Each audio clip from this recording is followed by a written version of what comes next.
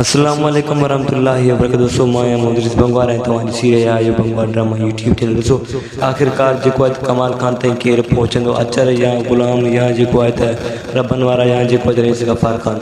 आखिरकार जो है वीडियो मां तक ॿुधण वारो आहियां। वीडियो शुरू करण खां पहिरियों तव्हां गुज़ारिश आहे मुंहिंजे यूट्यूब चैनल खे ज़रूरु सब्सक्राइब कंदा पर दोस्तों जीअं तव्हां ॾिठो आहे त जेको आहे 181 क़िस्म जो दिलावर अचे थो ओठे खां पुछा कयो छा जेको आहे तव्हांखे कमाल खान जे बारे में को ख़बर आहे। चोटू जो मूंखे को बि ख़बर कोन्हे कमाल खान जे बारे में कार्य आहे काथे है काथे न मूंखे को बि ख़बर कोन्हे।